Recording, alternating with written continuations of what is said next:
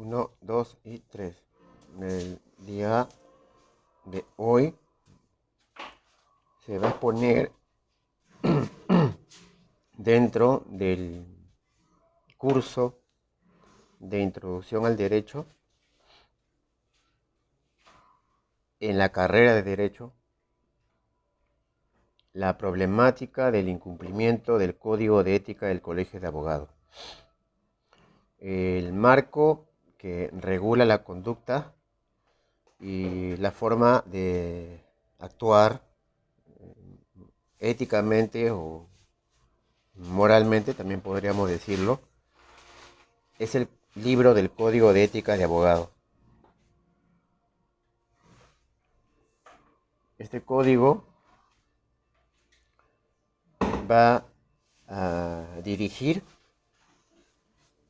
si es que el profesional lo permite, va a dirigir la conducta del letrado para que pueda desenvolverse de tal manera que su prestigio sea elevado, no solamente profesional e intelectualmente, sino también moralmente. El abogado, al momento de aplicar la norma del mencionado código, va a comportarse como un máximo protector de la persona humana, en este caso, de la legalidad también. En el momento que cumple sus obligaciones y sus deberes, va a poder desempeñarse más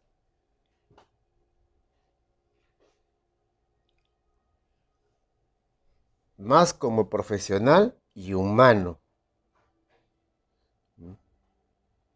Va a humanizar la profesión, sin dejar de lado la independencia y también sin dejarle de lado la objetividad que debe tener un profesional del derecho en su desarrollo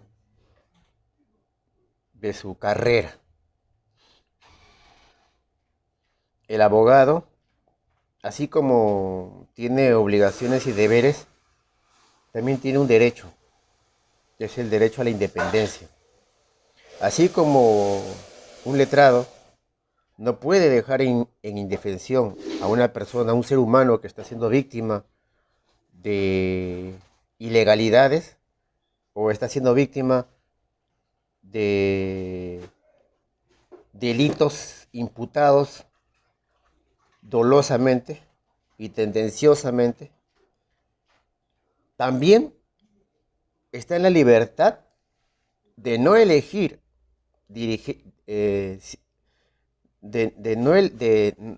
no elegir o apartarse de la iniciación de algunas defensas que él considere que van en contra de sus estatutos, o en este caso, más preciso, del código de ética. Ejemplo, un abogado cuyo patrocinado, después de una amplia conversación, ha cometido determinado delito, pero el, el ciudadano que está siendo, que es un prospecto para el abogado, le indica que lo, lo asesore, lleve su caso, pero sugiriéndole que cometa ilegalidades con la finalidad de escapar a sus escapar de sus responsabilidades. Cuando es culpable, pero quiere salir inocente, ¿no? Y esto va a generar en la otra parte un perjuicio mayor. Entonces ahí el abogado tiene la independencia, y ojo, es la independencia como el libre albedrío de elegir patrocinar esa causa o no elegirla. En el caso, en el desarrollo del código de ética, se puede destacar que dentro de los elementos los cuales el abogado tiene la obligación de llevarlos a cabo, es la comunicación fluida. Es decir, si el abogado ya aceptó patrocinar al ciudadano, asimismo, si es que el abogado ya firmó un contrato con el ciudadano, con su patrocinado, ya le informó cómo se va a desarrollar la estrategia, que es uno de los deberes también del jurisconsulto. Procede a comprometerse a una serie de obligaciones, tanto literalmente jurídicas, pero también literalmente morales, ¿no? Tenemos entre ellos el deber de mantener el secreto profesional. Ningún abogado tiene la potestad o el derecho de violar ese secreto. No se puede, no se puede. Puesto que esto de,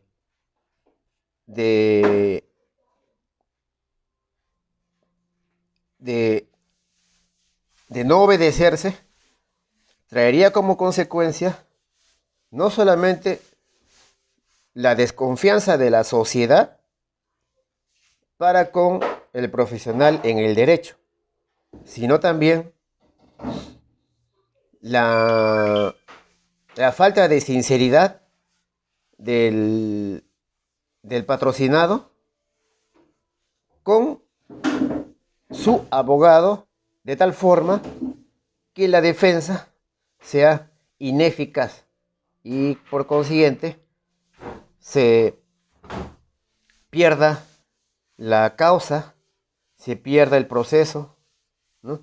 Porque simplemente y llanamente el patrocinado no le dijo la verdad. Ahora, ¿qué pasa si es que el abogado incumple el deber de mantener el secreto profesional? Pues, aparte de que su prestigio se degrada, también le está generando un daño económico, moral, físico, psicológico al patrocinado, puesto que hay muchos derechos, incluso constitucionales, que lo amparan. Entonces, tales derechos elementales y fundamentales no pueden ser violados por el abogado, ¿no? Estrictamente hablando, no puede violar su propio código de ética, ¿no? Es muy importante esto, lo que acabo de decir. Ya en el desenvolvimiento de la defensa o en el interín de la defensa, que es largo, ¿no? Puesto que la mayoría de procesos tienen 2 instancias y a veces 3 cuando se da esto a la Suprema, el abogado tiene la obligación de mantener celosamente informado al cliente, de mantener la comunicación con su patrocinado, de tal forma de que éste esté enterado de todas las resoluciones, decretos, sentencias que se emitan en su proceso, puesto que finalmente quien va a tomar la decisión va a ser el patrocinado y el abogado simplemente y llanamente lo que va a realizar es encauzar dentro de la doctrina o procesalmente los intereses y objetivos del cliente. Entonces, esto va de cierta manera eh, describiendo cómo es tu abogado, ¿no? Ya lo vas conociendo, ¿no? Sin embargo, a veces no se le conoce hasta el momento en que se haga la sentencia, ¿no? Hay muchos casos. Pero estos son los pasos que nos ayudan a nosotros a poder conversar, interrelacionarnos con los abogados, ¿no? Y en este caso particular va a ser la norma, tanto jurídica y moral, con la cual nos tenemos que desempeñar los futuros abogados. Se da el caso que el patrocinado o el mismo letrado puede, uno de los dos, rescindir o anular el contrato. Es decir, dicho de otra forma, señor abogado, ya no quiero que usted me patrocine, o caso contrario, ¿no? El abogado le dice al cliente, señor cliente, ya no lo puedo patrocinar. Obviamente, pues, sobre todo de parte del abogado, tiene que explicarle las razones del por qué. No puede irse así nomás. Tampoco no puede tomar decisiones imprevistas. Tiene que hacerlo con un plazo moderado, con un plazo razonable que le permita al patrocinado conseguir otro defensor, puesto que estaría incurriendo o contraviniendo el código de ética, ¿no? Que establece a la letra, ante un cambio de abogado hay que solicitar la venia en este caso del abogado, porque se trata de que el cliente está cambiando de abogado, y de parte del abogado la obligación de hacer llegar la documentación que tenga sobre el caso, ¿no? Esto lamentablemente no se cumple, y creo que más del 50% de abogados no lo cumplen, puesto que hay muchos clientes que luego de tener un proceso con un abogado, eh, al momento de contratar uno nuevo, resulta que no tienen documentación alguna. ¿Por qué? Porque el abogado, el anterior lo tiene, no se lo quiere entregar, se le perdió, etcétera. Entonces el abogado nuevo, ¿qué es lo que tiene que hacer? Tiene que sacar copias certificadas o copia simple de todo el expediente.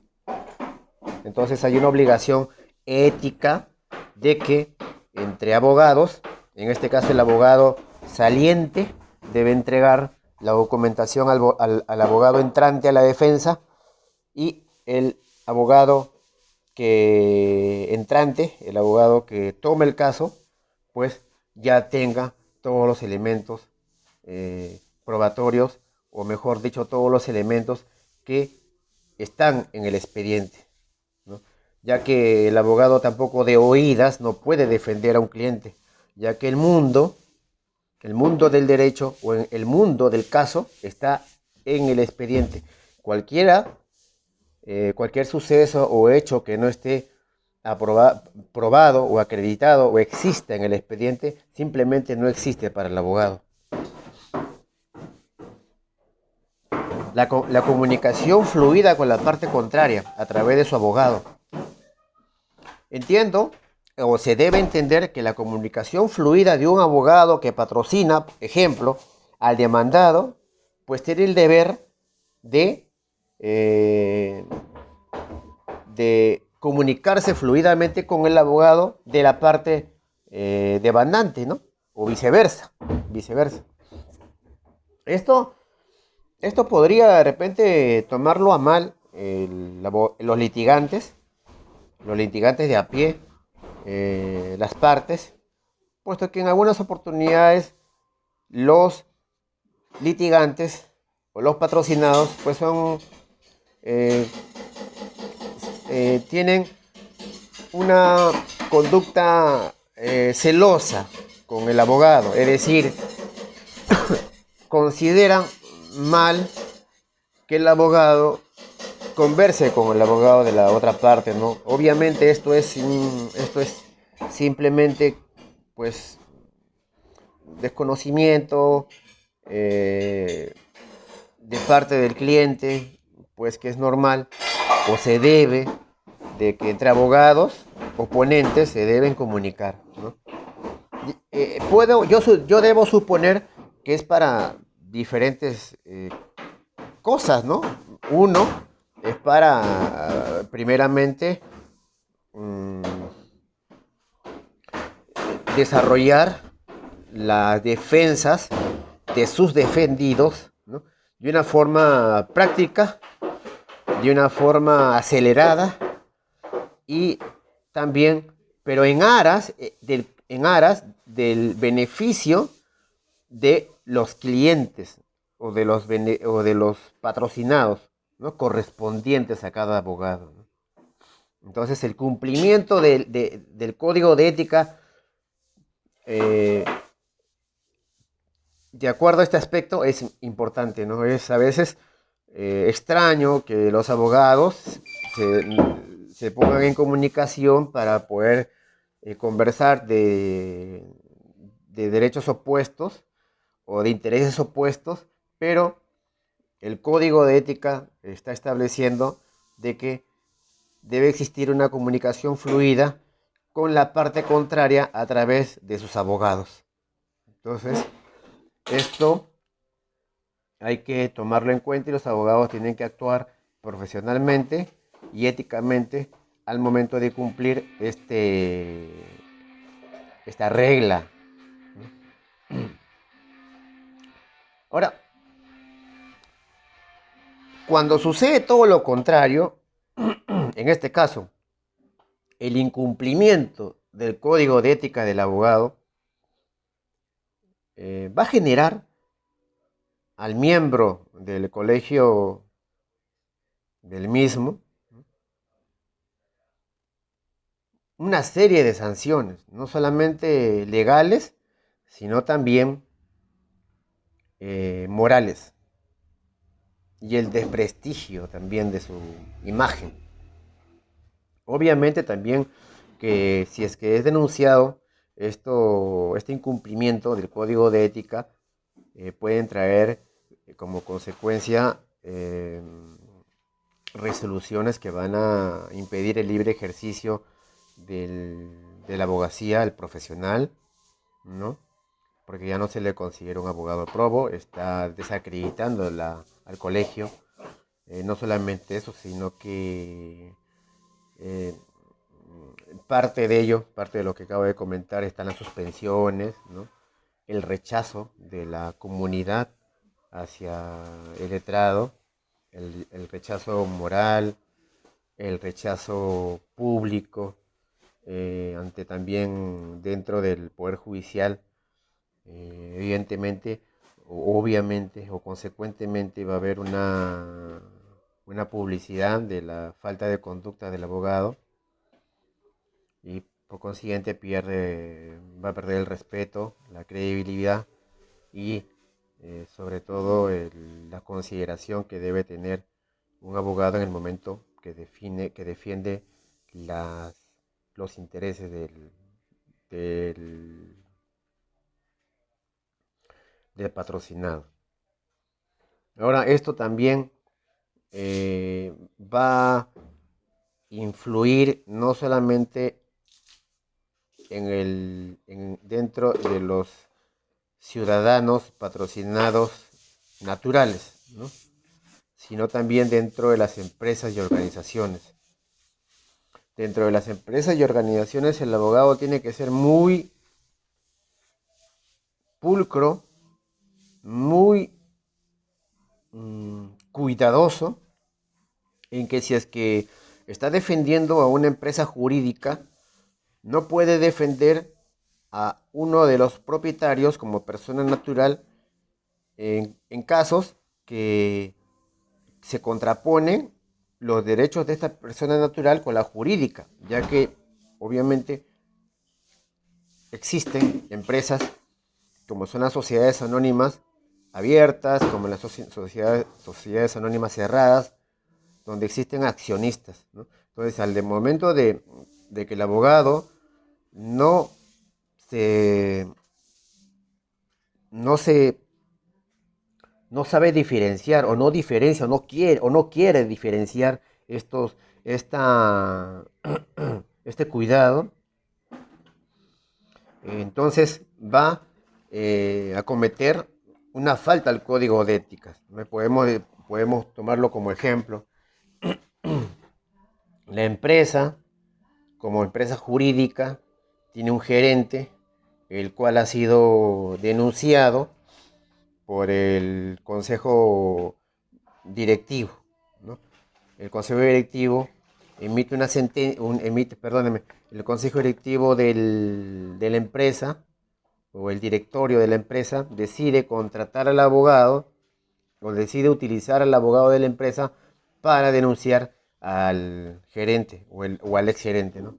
En este caso, no puede el abogado asesorar tanto a la empresa jurídica y asesorar tanto al gerente o a uno de los miembros del directorio o a uno de los miembros de la Junta General de Accionistas tampoco. No lo puede hacer y sobre todo no lo puede hacer si es que estos derechos e intereses se contraponen como persona natural y como persona jurídica o se enfrentan, ¿no? De manera que establezcan conflictos de intereses, ¿no? Esto es bastante importante, a veces por desconocimiento de los litigantes y por falta de ética del abogado, se desarrolla de una forma cotidiana a veces, ¿sí? Se da el caso, sí, hay muchos casos que existe, las defensas incoherentes, ¿no? Con respecto a a este curso, en este momento se finaliza la exposición. Eh, con lo mencionado anteriormente, se llega a la parte final de este trabajo.